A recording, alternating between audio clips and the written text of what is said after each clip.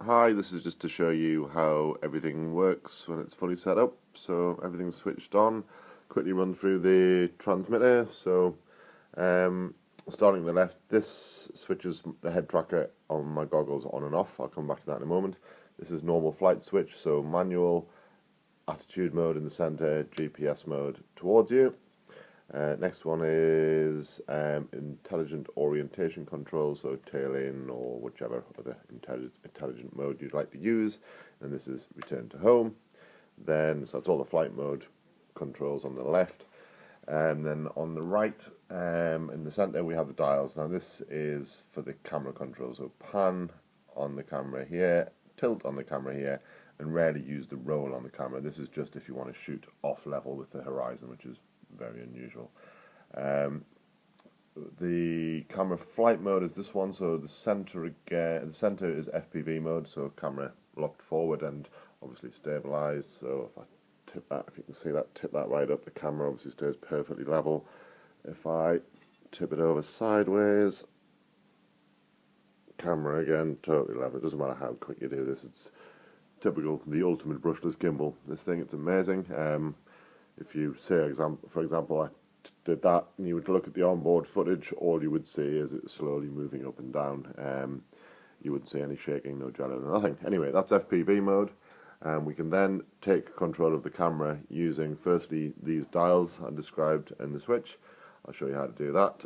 So say we want full control of the camera, spin it around in any direction we want and be able to adjust the roll for whatever reason, you would just flick that switch up. We now have full camera control, so I'll just get the dials in shot there.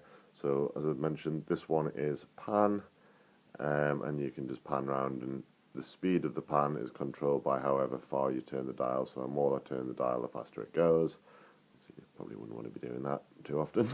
So you can do that very slowly as well, and you can set the rates on the TX to do that. So bring that back to the center just for demo purposes.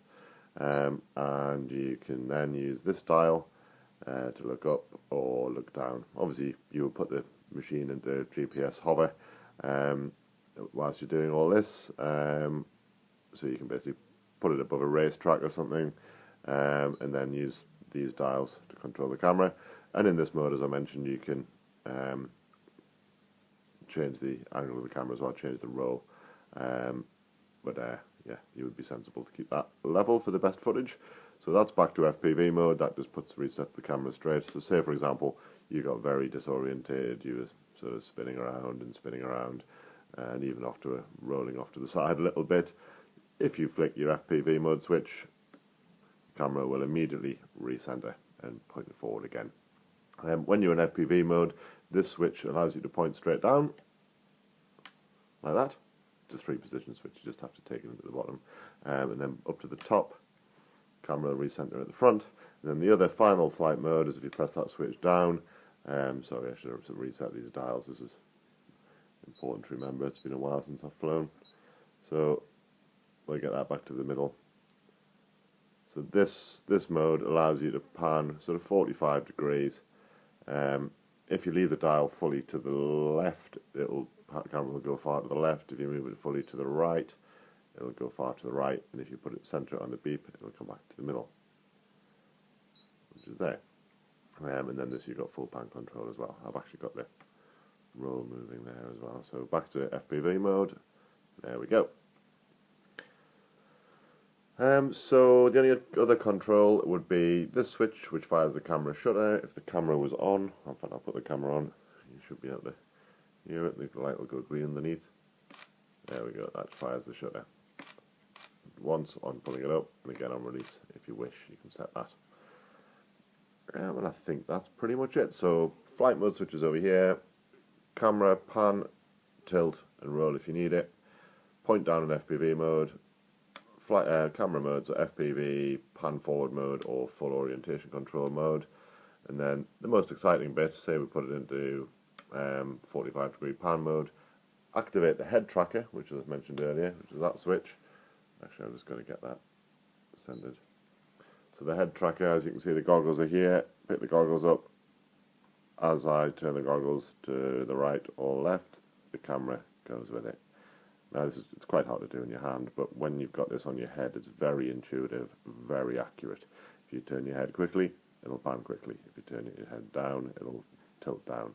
So you can then also do that. That's just in the pan forward mode. You can also do that in the full orientation control mode. So like, just imagine you're sat with your goggles on, flick it into this mode, and you can look down and control the speed, turn, follow something, stop, come back, pick up. Say if you're following mountain bike races, pick up the next racer or skier or whatever it is you're filming. Very, very precise control. And obviously throughout this, the camera is still fully stabilized. So I'll just deactivate the head tracker just so it's not spinning wildly out of control like that when I drop the goggles. I'll just put that back straight again. So even in this mode where you would have full orientation control, the camera is still fully stabilized no matter what the angle of the airframe. So as you can see, it's rock solid. Really good footage from this. And I think that's a lot. Okay, thanks a lot. Cheers.